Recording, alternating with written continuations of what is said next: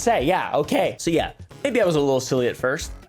I apologize. I'm a silly guy. Silly, goofy guy. I should have been more silly in the interview. I also regret that. Maybe I do have a lot of regrets about this. Alright guys, so Oompaville just dropped a brand new video called We Need to Talk About MrBeast, and in this 30-minute video he pretty much talks about how he went into this interview that he did with MrBeast, which was about 9 days ago, called MrBeast's Response. And if you haven't seen this video yet, you should definitely check it out. It's about 2.5 million views now, right?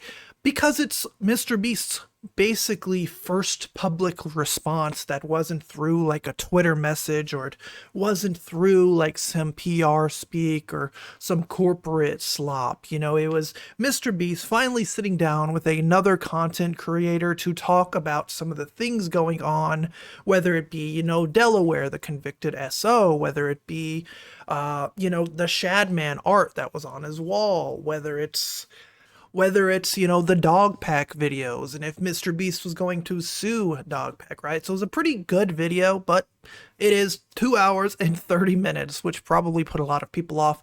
Luckily, others have kind of broken it down and summarized what this was about, but the video also received a bit of backlash, a lot of criticism, you know, similar to Soggy Cereal's video. A lot of people started looking into things, started looking at weird little inconsistencies and things such as, you know, Oompa being paid for his channel a few years ago by a company called Creative Juice, which MrBeast had involvement with. And, you know, a lot of people started coming to these conclusions that MrBeast only really went on to this interview with Oompa because he knew, or he thought, that it was going to be a softball interview and not a lot of the more important things were going to be punched down on or focused on. And that's kind of what happened, unfortunately. And in this video, Oompaville kind of calls that out and notices it, and he admits to, you know, being kind of dumb with these interviews and making a few mistakes, and I just want to break it down and talk to you guys about it.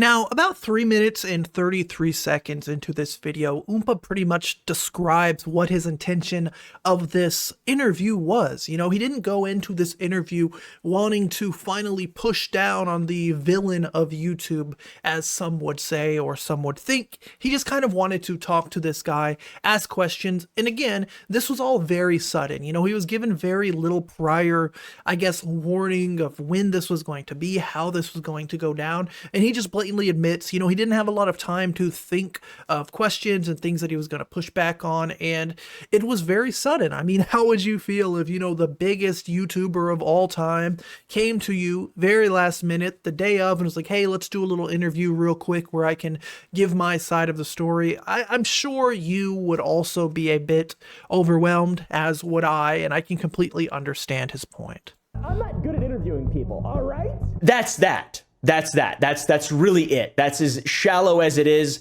I decided to have a conversation with him. I didn't really have a lot of time to think beyond that, and within the time that I had, that was absolutely 110% my decision.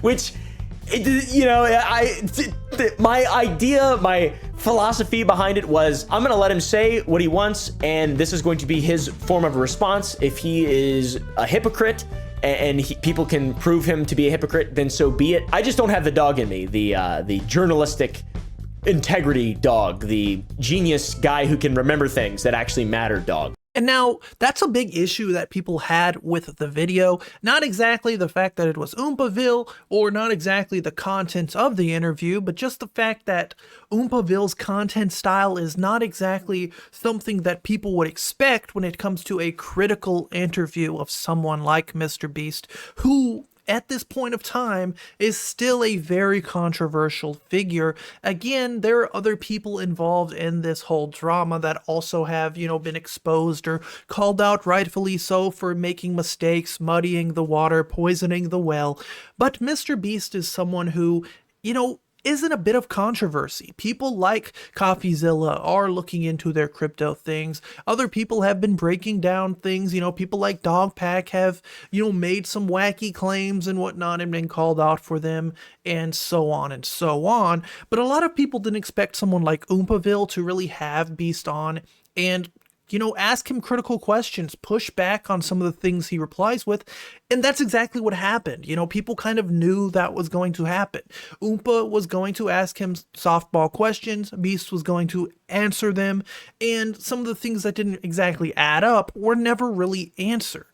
Yeah, once again, intentional. I didn't mean for it to be bad. I wanted it to hopefully be a meaningful source of information. People could watch the video, see what MrBeast had to say, and then they could fact check it themselves or whatever. I didn't intend for this to be the end of the conversation. I didn't go into this with an agenda. I definitely missed a lot of questions, and I definitely didn't push back enough. So I totally get most, like 99.9% of the criticism. Some people are just mean. And there we have it, right? He basically admits he wanted this to be a video where he asked MrBeast things, MrBeast got to answer them, and other people would fact check it. And that's kind of what's happening, right? That's what Reddit's doing, YouTube drama, all sorts of people are looking into the things, calling out some of the inconsistencies. And they did the same thing with the Soggy Cereals video, which is something that MrBeast references quite a lot in this video. Soggy Cereals, again, I call out because, he included me in that video and made a pretty horrendous claim that luckily was edited out because it was a goofy claim. But still, this video had its own issues as well. And this is just kind of what happens on YouTube. When you make commentary content and you combine it with journalism, it kind of gets to a weird point where people can start making opinions and pushing narratives based on certain things and certain biases, whether or not they really realize what points they're trying to make. So at about the 5-minute mark, Oompa pretty much gives some excuses in his own words of why he wasn't exactly as focused as he could have been during this interview, which again is probably one of the most influential interviews in the past few months regarding this MrBeast situation, and it's because he's been working on a video game called Black Pine Incident Response, which is like this new game him and his team have been cooking up, and it's kind of like Lethal Company, a bit of Phasmophobia, one of these co-op games where you get the buddies and the gang together and you go solve things and fight monsters and whatnot. And he's been focused on that as well as with his candy company, and he just wasn't exactly given enough preparation time and all that other stuff. So again, I can understand that. Beneficial to me. So now I'll begin to make excuses for myself, or give you a reasoning in which my priorities were different on this day. I released a video game. It's called Black Pine, and it is so important to me. The team that I work with around that is so important to me. This has been my absolute passion project that I've kept completely under wraps for the last year, along with the candy. These things are so... I just love doing them. I work with my friends. I'm just so incredibly grateful for those things. And it's difficult when we have big events in regard to those things to prioritize YouTube over them. I love YouTube and I'm insanely grateful once again for my platform, but I would like to use it in, sounds ironic after the whole fallout from this. I would like to use it in more meaningful ways and things that get me excited. And to be frank, internet drama doesn't really get me that excited. And so in other words, he's basically on his moist critical arc where he wanted to move away from the internet drama, focus on things, like his game company, like his candy company, similar to Moist having his own company of comic books and having an esports company and whatnot. Some of these creators just want to move away from the constant negativity, I guess, in a way. And in this weirdly strange irony, the same day that he wanted to retire from making this drama content, MrBeast said, hey, do you want to do an interview? And I mean, quite frankly, you'd be pretty dumb to turn down an interview with MrBeast again during the height of all of this drama. Now, at about 11 minutes and 12 seconds, Oompa responds to the people who basically are saying he's been paid off. And all of this has to do with the creative juice company that basically was, I want to say, owned or involved with MrBeast a few years ago, invested into Caleb's channel and his candy company. And so some people were saying yeah, this is a huge conflict of interest. How are you going to give a honest, interview and ask someone, these very hard-hitting important questions when that same person is responsible for the success and growth of your channel, or at least, that's what Reddit was saying, that's what a lot of other people were saying, and here's his response. Also, a surprising amount of talk of MrBeast paying me off. There was even a post talking about how MrBeast gave me $250,000 a couple years ago, and how it was a massive conflict of interest, like where I'm facilitating or mediating an interrogation of like Vladimir Putin, or like some kind of serial killer, or Ted Bundy or something like that. I thought it was MrBeast, but okay. Bro's a dork sitting in my living room. I'm gonna be honest with you guys. MrBeast didn't give me any money, not a single penny. I wish he would have. A company called Creative Juice did a long time ago, but they're no longer involved in my channel in any sense, or my businesses, or my life in any way. And I'm very glad, because I didn't really like that relationship. I'm gonna be honest. Oh, and also, if he did buy me and there was like a conflict of interest, what about all these videos where I shat all over him and his stupid Lunchly brand, talking about lead and his dumbass business partners? Like, what? It makes no sense. Now, again, this is another good point that Oompa makes. I mean, there are plenty of videos on his channel where he talks about things about MrBeast that are quite, critical of him, that would get him in some hot water, right? So it's not exactly like he's censoring himself, hiding things to make MrBeast in a good light. You see, they talk about the MrBeast Telegram group that Rosanna and Dogpack exposed. He talks about, again, KSI, Logan, and their Lunchly thing. So he's been pretty, I guess you could say critical of MrBeast throughout all of this drama. The drama got complicated. Insane update. So again, he makes a great point in that situation. He also talks later in that video about this company named Spotter, who he is now currently affiliated with, who basically owns a portion of his channel. So again, he's not exactly involved in Creative Juice anymore. I don't think him being sponsored by them or being, affiliated with them 3 years ago, back in 2021, really would affect his opinion on MrBeast now, when they're no longer, owning half of his channel or whatnot. Now, we can see this tweet back from December 9th of 2021, where Oompa was pretty much like announced as being, affiliated with Creative Juice. Caleb Phelps of React comedy channel Oompaville and Sour Boys Sour Candy. But at this point, Oompa was still already very successful. And then over here on Reddit and the YouTube drama sub, Oompaville responds to the post about him being funded by MrBeast through Creative Juice back in 2021. This was about a week ago.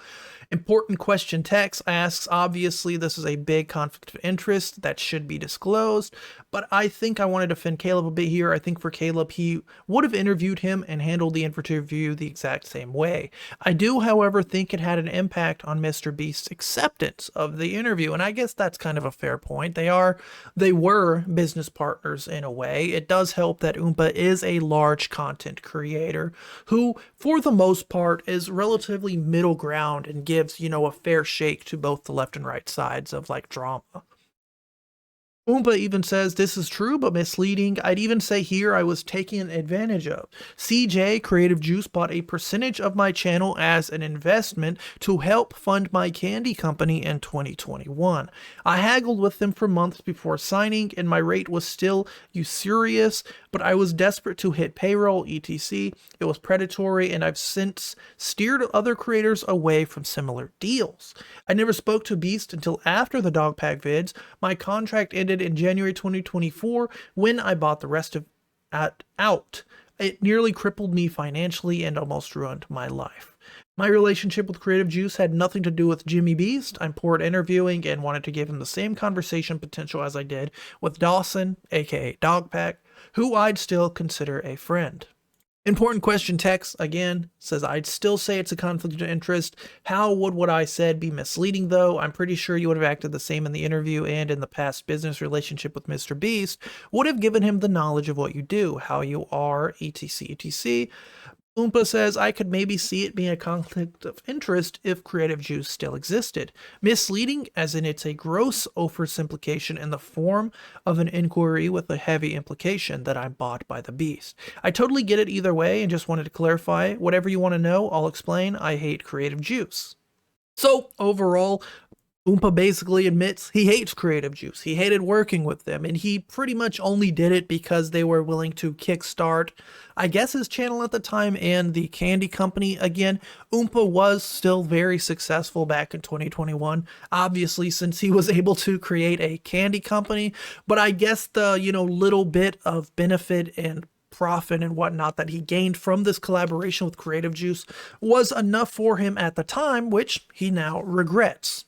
Now, at about the 13 minutes and 40 seconds part of this video, Oompa finally talks about some of the valid criticism that he feels people have called him out about, some of the things that he forgot to ask MrBeast about, or some of the things that he should have asked for, even more elaborate details on or clarification on, things like Ava Tyson, things like why Delaware was wearing that mask, the online slot machines related to Feastables. And overall, I think Oompa's responses to most of these were pretty fine, but again, these were some of the most important parts. Some would even say like the Ava Tyson things that were barely even touched in this interview are literally why the drama is what it is. Sure, like the crypto, scams and whatnot are kind of sketchy, but a lot of people are willing to look past that. When your best friend is a creep, a lot of people aren't willing to look past something like that, especially when you're just like, yeah, we fired him, good riddance. When again, this was your best friend for 10 plus years and people have been noticing a lot of interesting things, a lot of, things that didn't quite add up that still haven't been answered for. I can do better, but guess we'll start next time. So now on to some things that I forgot or didn't push hard enough on that I completely agree is valid criticism. Ava Chris Tyson. Didn't push hard enough on Ava Chris Tyson. That is really weird. The reason I didn't push hard on it, by the way, which doesn't make as much sense now, but at the time made perfect sense. I thought that his addressing it via Twitter, I thought it would be more important for me to focus on other things that hadn't yet been addressed because this is the first time MrBeast is talking publicly. But again, that's another thing that a lot of people are going to disagree with because MrBeast's response to this wasn't good. He pretty much just said, yeah, I had no idea Chris Tyson was into this kind of stuff. And yeah, we fired him. Thanks for coming to the show. And pretty much more things came out, things like those Telegram groups where, MrBeast was kind of talking to Chris, making little jokes and things like that. Again, I don't think MrBeast is a creep. I don't think MrBeast is into this kind of stuff Chris Tyson is in, but this would have been a great time for that information to be more elaborated on and finally answered for. Things that have still been unanswered. Even this, little post right here that he shows talks about some of these things, right? The Shad Man, the, anime art, the disgusting things like that. The Tyson Discord chat logs leaked by Nathan, removed by GitHub. Things like Lava GS, who was that really young person that was involved in a lot of these conversations, who ended up saying, yeah, none of it happened, and then, took that back and said, actually, some things did happen. There's just so many questions that were not answered. that is like one minute, small way to look at it. I definitely should have pushed back more on Ava Tyson or asked more about it, but I didn't have the preparation to handle my own there. I didn't have the receipts. After Ava, I've got to say the crypto stuff. I called Coffee the next morning. I was like, what are some more questions I could ask? I need to ask MrBeast some more shit. I forgot to ask about the Shadman thing, which I felt was appropriate to ask. I did ask about that at the very end. I saw a lot of people say that I didn't at all, but they just didn't watch the entire video. Yeah, so he asked him about the Shadman artwork at the very end, and MrBeast passed it off as like, oh yeah, it was just weird art. I had nothing to do, I had no idea. When there were little interactions that MrBeast had on Twitter, like whether it was replying to someone else replying to Shadman, or, you know, complimenting the artwork and things like that. Again, I don't think MrBeast is a creep to the sense of Ava Tyson. But again, to pretend like you have no idea who the guy was or what he did, I think is just not honest, but that's my opinion. As well as the CoffeeZilla and crypto stuff, a lot of that was, you know, further elaborated and answered in CoffeeZilla's video as well. It's going to be linked below. And I don't blame them. So crypto, Ava as well, associating himself with Logan Paul, that was one I was kind of punching myself in the face. Yeah. because I've made a lot of videos on Logan Paul. I am not a fan of Logan Paul, and I think he's a massive scumbag. And I think that speaks to, you know, someone with who they surround themselves with. I kind of get surrounding yourself with people who are maybe apolitically, you know, it's justifiable, but Logan Paul is absolutely a piece of shit. So that definitely needs some clarification. I feel like he's a piece of shit. And now that's another great point. I do wish Oompa would have asked him about this. This would have caused, you know, quite a flurry. It would have caused another Logan or maybe a KSI freakouts.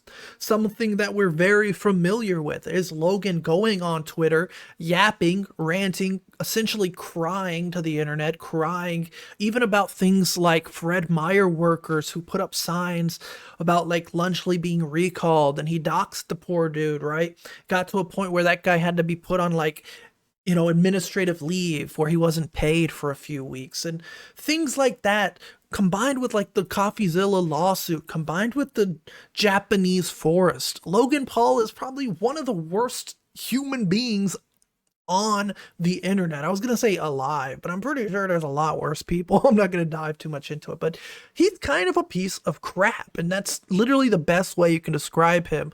You know, as someone who watches like WWE wrestling, I hate seeing Logan on my TV. Like, this guy is legitimately a horrible person on the internet, probably outside of the internet, and he's getting paid millions of dollars to come and fight on the TV and have this fake little belt and act like he's the greatest guy alive. His big Prime bottle logo sponsored on the ring and whatnot, and he's just a piece of crap. Now, at about 28 minutes, he elaborates on his question to Beast: are you going to sue Dogpack? It's a question we've all kind of been wondering since the very beginning, since part 2 and part 3 have come out. Part 3 has been unlisted on YouTube now because it makes some pretty horrible claims that were not true. I'm mad at it. Now on to the question at 1 hour, 1 minute and 39 seconds. Are you going to sue Dogpack? Interviewer / host leans back in chair. Are you going to sue Dogpack?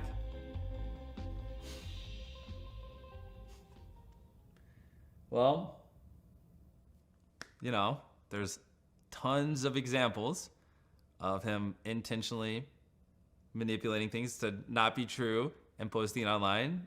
That's a soy jack moment. I think he's definitely going to sue Dogpack. Genuinely, back to reality, guys. Snap back to reality. I'm done being silly for now for a moment. I don't think that he should sue Dogpack. I tried to make that clear without literally saying, I don't think you should sue Dogpack. You know, I was trying to see what he would say. I was trying to kind of open up a door there potentially to get him to think more about this specifically, other than something that maybe someone would have already asked him about. Are you going to sue Dogpack? I don't think you should sue Dogpack. I don't think MrBeast should sue Dogpack. I think that is bad for journalism. Not that I know a lot about journalism. MrBeast has a lot to gain from all this, and if Dogpack just made a video apologizing and acknowledging the stuff that he got wrong, and then just stopped propagating things that are completely false, I think that would be way more valuable. And then held also, by the way, MrBeast to the valid criticisms. I think that this would be the best way for them to end this feud, these allegations.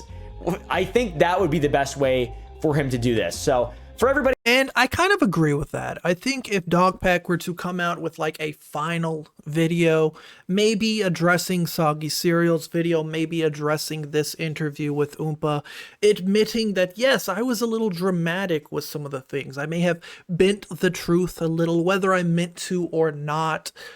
Maybe even had MrBeast on for a discussion, I think would be pretty cool to see, pretty interesting to watch, like all of this kind of come full circle.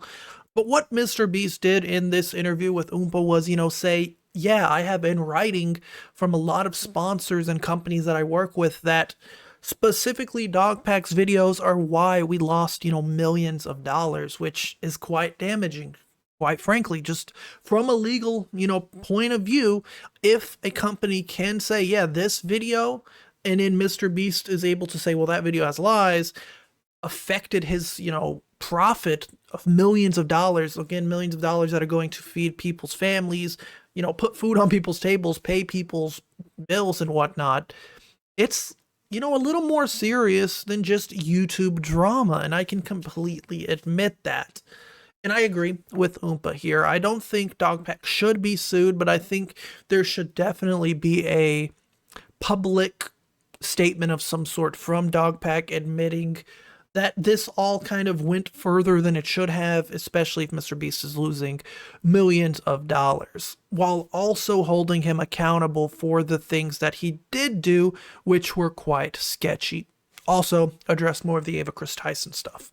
Now, at about 29 minutes and 20 seconds is where he pretty much gives a conclusion of this video and what he feels like would be the best course of action going forward with this drama. And again, I think I agree with his take. For everybody saying MrBeast chose me because it was the easiest layup, the easiest dub, it absolutely is not. The best one is for him to have a conversation with Dogpack. This should have happened months ago. And also put a video up on his channel. He should have done that as well and just gone through, if he could prove all this stuff wrong, he should have done it using his resources in a way that no one could touch or you know, like this doesn't seem like conspiratorially it's this massive cover up or this big thing. It just seems bad. Just seems bad to me, you know, given all the criticism. Who should I interview next? And there we have it. Oompa pretty much admits that he may not have been the best person for the job.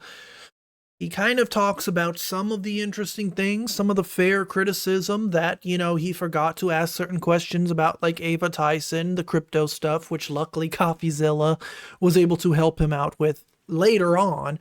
His association with stooges like Logan Paul and KSI, and just overall, you know, his main concern is like this whole drama sphere in general is MrBeast has not handled this appropriately. If maybe that's what he said, that's kind of my thoughts and theories on it, kind of going off what he just said, is that it's been drama, to say the least. MrBeast has handled all of this, I guess, very poorly from a moral perspective, from like, you know, me, you, just regular people perspective. But as a, you know, multi-million-dollar conglomerate beast company, I guess he's handled it to the best of his ability. And if that means, you know, going on to another large creator's channel, giving the most softball answers of all time that already have been debunked, and, you know, having Quinn Emanuel do their investigation to find no wrongdoing, but then firing people.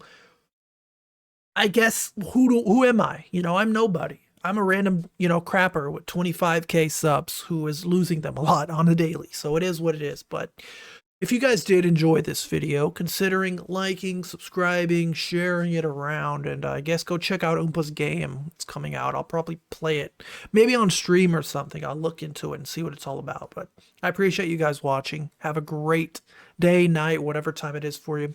Peace out.